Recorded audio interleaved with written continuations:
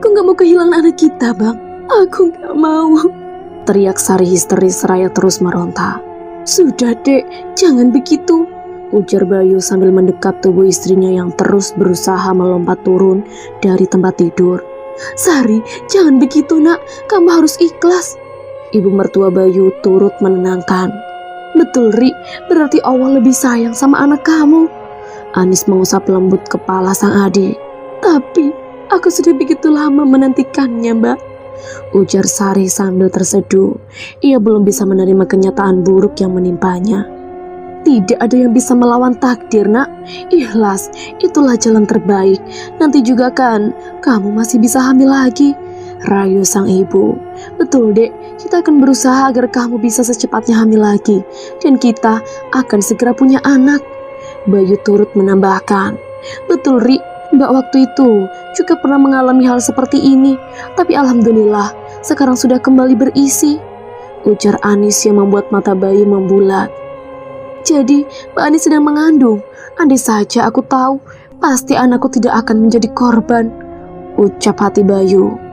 2 bulan sudah Sari kehilangan janin dalam rahimnya. Tapi ia masih banyak diam dan melamun tanpa mau melakukan apapun. Sepertinya ia masih teramat berduka dan kecewa. Betapa tidak, usahanya selama ini hanya berbuah sia-sia. Dek, jangan begitu, kita harus optimis, Bayu berusaha merayu. Sudah 2 bulan loh, tambahnya lagi. 2 bulan? Sari mengulang perkataan suaminya. Tampak ia mengingat-ingat. Betul, sudah 2 bulan kejadian itu berlalu. Bagaimana mungkin kamu bisa hamil lagi kalau kita tidak melakukannya, kata Bayu. Sari menatap dalam wajah tampan Bayu yang membuatnya begitu tergila-gila. Maaf ya, Bang, aku malah jadi lupa akan kewajiban, lirih wanita itu penuh sesal. Gak apa-apa, Dek, Abang ngerti kok. Tapi kamu jangan berlarut-larut dalam kesedihan seperti ini, ucap Bayu sambil tersenyum. Bang, aku pengen segera hamil lagi, kata wanita itu dengan wajah memerah. Ia menunduk malu. Maksudnya gimana nih? Tanya Bayu pura-pura tidak mengerti. Laki-laki itu bersorak dalam hati dengan gelagat yang ditunjukkan oleh sang istri. Maksudnya, ya, Sari tidak meneruskan perkataannya. Maksudnya seperti ini? Tanya Bayu sambil mengedipkan sebuah mata dan mengusap lembut leher Sari dengan punggung jemarinya. Sari memejamkan mata, merasakan sensasi geli yang diberikan oleh Bayu suaminya. Tanpa sadar, bibirnya mendesah lirih dan membuat laki-laki itu semakin terbakar nafsu. Kali ini aku tidak boleh kecolongan lagi. Jangan sampai aku salah sasaran seperti waktu itu. Jadi senjata makan tuan, lirih Bayu sembari mengangguk-angguk pelan. Korban berikutnya sudah ada, bayi Mbak Anis. Tambahnya lagi. Bang, apa maksud Abang? Korban? Korban apa, Bang? Bayi Mbak Anis kenapa? Rentetan pertanyaan dari Sari begitu mengejutkan Bayu yang tidak menyadari akan kedatangan dirinya. Dek, korban apa? Bayi apa? Apa nggak bilang begitu? Bayu tampak sangat gugup. Aku tidak tuli, Bang. Tolong jelaskan apa maksud dari perkataan Abang barusan, desak Sari dengan wajah memerah. Abang tidak bilang akan menumbalkan bayi Mbak Anis, terang Bayu. Menumbalkan bayi? Sari mengulang perkataan suaminya. Oh, maaf, Abang salah bicara. Wajah Bayu terlihat pucat pasi. Abang, jujur sama aku, desak Sari sembari berjalan mendekat dengan tatapan mata yang begitu tajam. Dek, Abang salah bicara. Bayu tetap mengelak. Aku bukan anak kecil yang bisa dibohongi, Bang, ucap Sari dengan emosi. Pemaksud dari senjata makan tuang, apa Abang? Suara wanita itu terdengar menggelegar. Dek, please, tolong jelaskan. Sari terus mendesak. Oke, Abang memakai pesugihan. Puas. Pengakuan dari Bayu hampir membuat Sari jatuh pingsan. Apa? Pesugihan? Dengan menubalkan janin-janin tak berdosa, termasuk janin kita sendiri. Sari terduduk di lantai, tubuhnya mendadak lemas. Abang terpaksa, Dek. Abang terpaksa. kata Bayu sembari menangis. Dipeluknya tubuh sang istri yang juga menangis terseduh. Sungguh, Sari tidak menyangka bahwa suami yang sangat ia cintai sanggup berbuat hal sekotor itu. Aku kecewa sama abang, aku kecewa, teriaknya sambil mendorong tubuh Bayu yang masih mendekapnya. Segera ia berlari ke kamar untuk mengemasi semua pakaian miliknya. Dek, mau kemana? Tolong jangan pergi, Dek, pinta Bayu sambil berlutut di hadapan wanita yang teramat dicintainya itu. Cukup bang, cukup. Aku tidak mau hidup bersama dengan orang yang bersekutu dengan iblis, kata Sari lirih namun penuh penekanan. Dek, ampuni abang, Dek. Bayu bersujud di kaki sang istri. Sari menggeser kakinya dan kembali mengemasi pakaiannya. Segera ia pergi dengan mengendarai taksi yang kebetulan melintas di jalan depan rumahnya. Sekarang bukan lagi rumahnya, tapi rumah Bayu. Sayang, teriak Bayu sambil berlari mengejar. Nyai, keluar Nyai, teriak Bayu sembari menatap ke sekeliling. Jangan sembunyi kamu, tambahnya lagi dengan mata yang memerah karena dibakar amarah. Ada apa budaku? Apa yang kau inginkan? Tanya wanita itu begitu menampakkan wujud. Ini semua gara-gara Nyai. Istri saya jadi pergi, ujar Bayu dengan emosi. Bukankah ini semua kemauanmu? Saya cuma ingin kaya Nyai, bukan ingin kehilangan bayi dan istri saya, geram Bayu. Semuanya terjadi karena kecerobohanmu Bayu. Jangan salahkan aku, jawab Nyai Kembang tidak mau kalah. Saya tidak mau lagi berurusan dengan kamu. Saya menyesal, teriak Bayu. Kita lihat saja apa yang akan terjadi nanti, ancam iblis wanita itu. 2 minggu sudah Bayu dan Sari tinggal terpisah. Itu semua membuat Bayu begitu terpukul. Dek, kamu sedang apa? Lirihnya sembari mengetuk-ngetukkan ponselnya pada kening. Berkali-kali ia mencoba menghubungi sang istri, tapi selalu ditolak. Ambil uangmu Bayu, terdengar suara Nyai Kembang di tengah lamunan. Aku tidak membutuhkannya lagi, ketus Bayu seraya merebahkan bobot tubuhnya di tempat tidur yang penuh dengan kenangan indah bersama dengan Sari. Itu tetap tidak akan menghapuskan kewajibanmu padaku, ucap wanita itu datar. Aku tidak peduli, aku tidak peduli, teriak laki-laki itu sambil menutup wajahnya dengan bantal. Baiklah, wanita itu segera berlalu. Terdengar Sari yang sedang muntah-muntah di kamar mandi. Sari, kamu kenapa nak? Teriak sang ibu sembari menyusul anak bungsunya itu ke kamar mandi. Astagfirullah, Sari, kamu kenapa? Tanya ibu Sari panik begitu ia sampai di sana. Perutku mual bu, jawab Sari memegangi perutnya yang terasa seperti diputar-putar. Sari, jangan-jangan kamu hamil nak? Ujar sang ibu dengan wajah sumringah. Hamil bu? Sari mengulang perkataan ibunya. Kenapa ia bisa sampai lupa dengan tanda-tanda ini? Padahal baru beberapa bulan yang lalu ia mengalaminya. Iya nak, biar nanti ibu suruh Biatun pergi ke apotik untuk membeli alat tes kehamilan ya, kata perempuan parubaya itu dengan penuh semangat. Tapi bu, aku mau pisah sama laki-laki itu, kata Sari dengan wajah masam. Sari, sebenarnya ada apa dengan kalian? Jangan karena keguguran kemarin kamu jadi menyalahkan dan membenci suamimu, nasihat sang ibu. Memang Sari tidak pernah bercerita kepada siapapun mengenai permasalahan yang membuatnya ingin berpisah dengan Bayu. Ia lebih memilih untuk menyimpan rahasia itu sendiri. Kepalaku pusing bu, aku mau istirahat, Sari beralasan agar bisa terbebas dari semua tanya sang ibu. Ya sudah, tapi nanti jangan lupa turun untuk sarapan ya, pesan ibu Sari dengan nada lembut. Iya bu, jawab Sari sembari merebahkan bobot tubuhnya.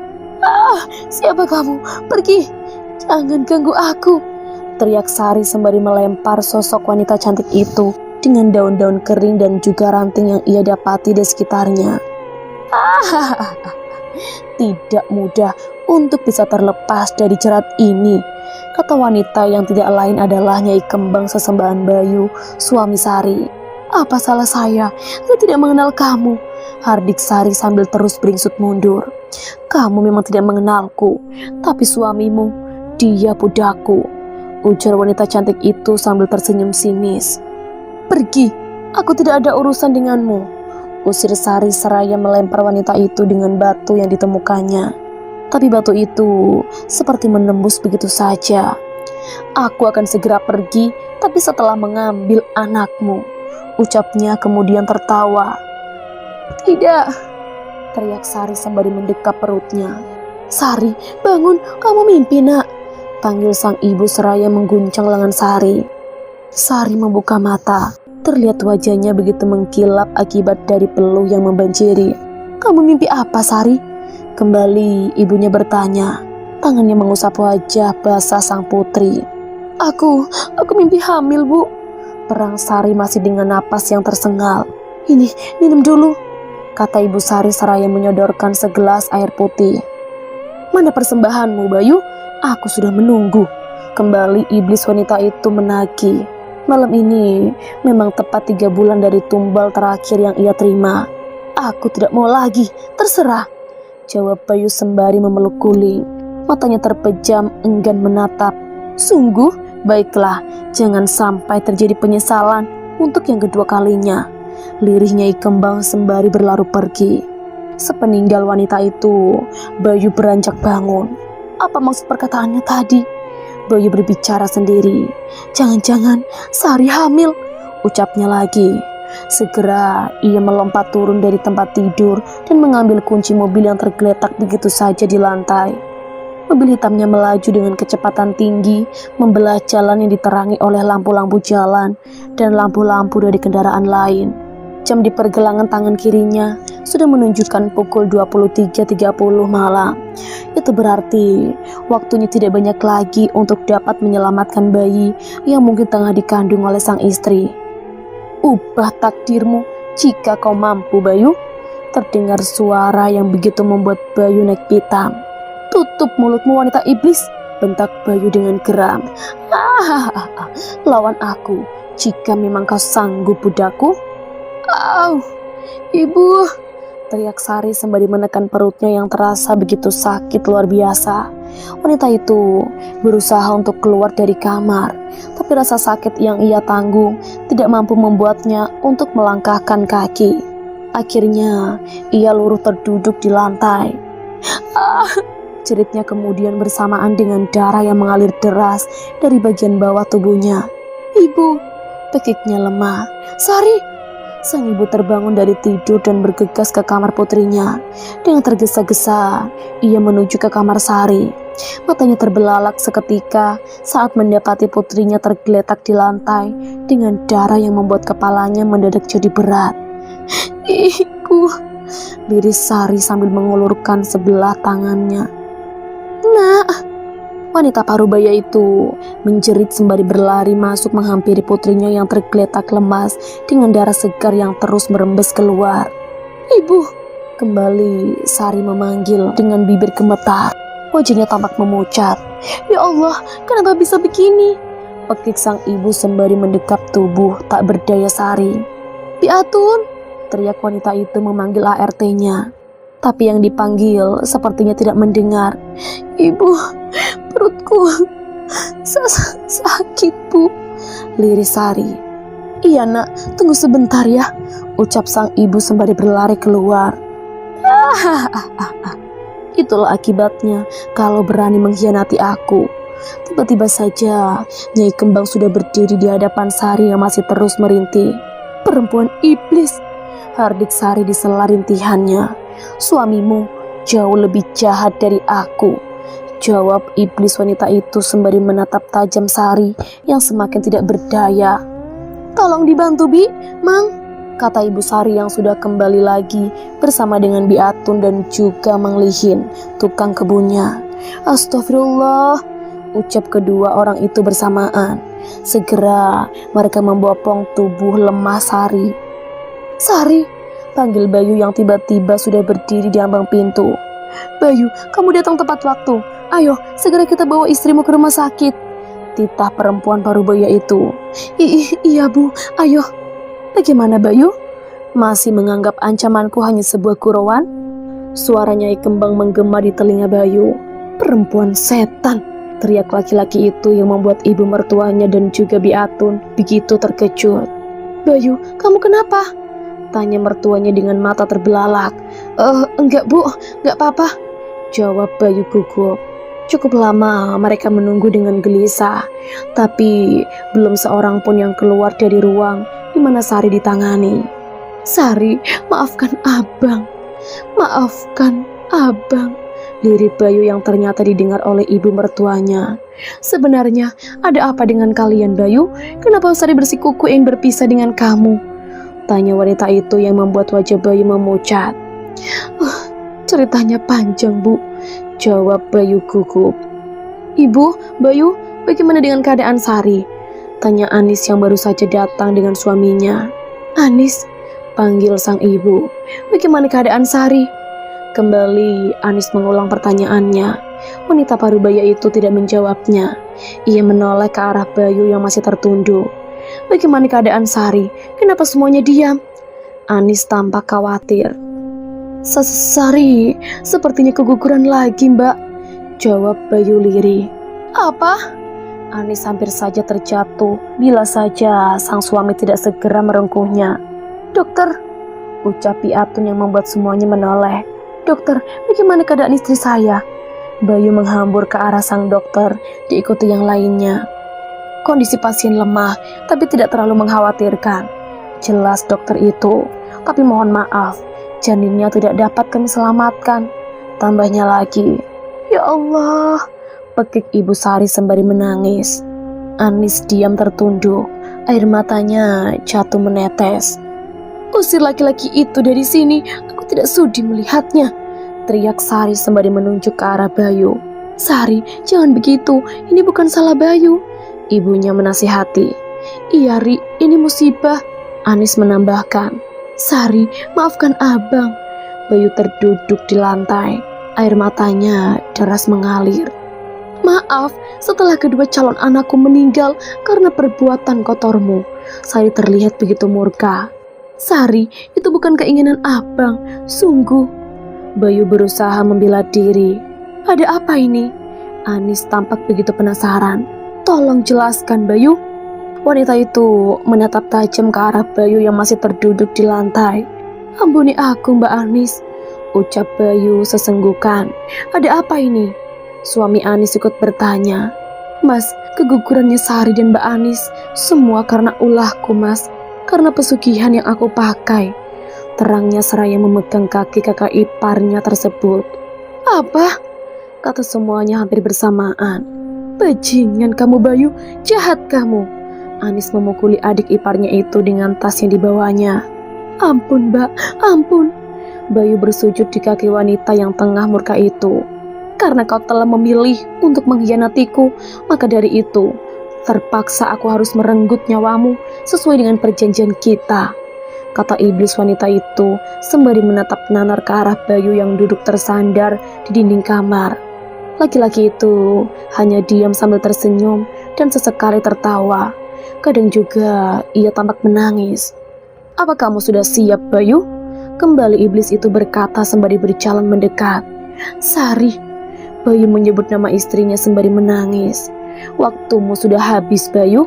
Inilah saatnya kematianmu, menambah kekuatanku." Nyai Kembang tergelak. Tampak ia bersiap dengan selendang merah yang akan ia lilitkan di leher Bayu budaknya. "Tunggu!" teriak Sari yang tiba-tiba saja muncul dengan membawa lampu minyak yang selama ini tidak pernah padam. Entah dari mana ia tahu jika lampu tersebut adalah kelemahan iblis itu. Nyai Kembang begitu terkejut dengan kedatangan Sari, terlebih karena istri dari Bayu itu membawa lampu yang menjadi kelemahannya. "Jangan macam-macam," bentak iblis itu sembari berjalan mendekat. "Sudah begitu lama kau memperbudak suamiku. Sekarang binasahlah kau iblis jahat," teriak Sari kemudian meniup lampu minyak yang menjadi salah satu persyaratan untuk ritual yang Bayu lakukan. "Ah!" pekik Nyai Kembang perlahan. Wajah cantiknya berubah menjadi tua dan begitu menyeramkan. Rambutnya yang hitam berkilau berubah menjadi putih. Tiba-tiba, tubuhnya berubah menjadi kepulan asap hitam dan kemudian menghilang. Aku menyelamatkanmu karena aku ingin kau bertobat, Bang. Aku tidak ingin melihatmu mati dalam dosa, ujar Sari sembari menatap sang suami yang terus tertawa tanpa sebab. Nak, di mana kamu, Nak? Yuk main sama Bapak, kata Bayu sembari mencari-cari ke setiap sudut ruang. Bang, panggil Sari seraya membawa segelas air putih dan beberapa butir obat. Dek, kamu lihat anak kita enggak? Tanya Bayu sambil mengocak-ngocak rambut gondrongnya. Minum obat dulu yuk, ajak wanita itu kemudian. Dek, jangan-jangan anak kita diambil sama nenek lampir itu. Wajah Bayu menjadi merah padam. Awas dia, aku tidak akan mengampuninya, teriaknya. Nah teman-teman, jadi itulah tadi akhir cerita yang ditulis oleh Kak Atfa berjudul Tumbal Pesugihan. Semoga teman-teman bisa mengambil hikmah dan pesan-pesan yang terkandung di dalam cerita ini ya. Oke, aku akhiri dulu sampai di sini ceritanya. Wassalamualaikum warahmatullahi wabarakatuh.